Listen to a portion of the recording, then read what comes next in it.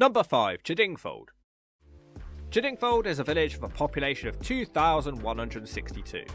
According to the local Surrey Rag, this is the most stylish village in Surrey, and it probably helps that some scenes from Netflix The Crown are shot here, and also celebs go dating. I guess they couldn't be bothered to go far from London.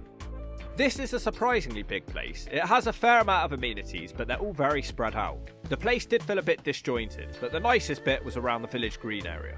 The houses here aren't as in-your-face posh as some of the others on this list, but it is a place full of what can be described as old money, which means the residents of Chiddingfold are practically decrepit. The pub here is also one of the oldest in Britain, with claims to date back as far as 1285. Elizabeth I and Edward both visited the pub and separately took dumps in the lavatory, which were preserved, and Surrey locals now treat this as a pilgrimage spot. But talking of big events, Bonfire Night is a popular one in this village and has been for a very long time. One of the biggest nights out in Chiddingfold bonfire history happened in the 1920s. Legend goes that crackheads and chavs had been seen throwing fireworks at passing cars, so they were fined for these events. In retaliation, the hooligans set fire to Chiddingfold's bonfire a day earlier than planned. The blame was placed on a policeman for the blaze, and it was rumoured that locals would drown him in the village pond. A new bonfire was quickly constructed, and a police officer dummy was burned in place of Guy Fawkes.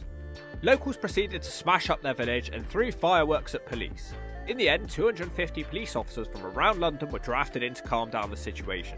It is fair to say that back in the 1920s, Chiddingfold was not one of the posher places in Surrey.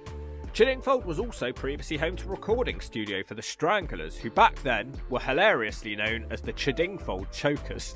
Yeah, I can see why that one didn't catch on. The only choking ever done here is in the bedroom between maid and master. Also, the band Genesis were here. Sadly not known as Chiddingfold Genesis at this time. And I know time's ticking on, but they weren't that old school. Anyway, this place was decent enough, and it felt like it had a bit more community than some of the other entries on this list, but at the same time, much of it just didn't feel that posh. I was expecting a herd of twerps in wellies riding horses shooting at pheasants. Oh well, I guess we can't knock a place so passionate about Guy Fawkes, the last man to enter Parliament with honest intentions.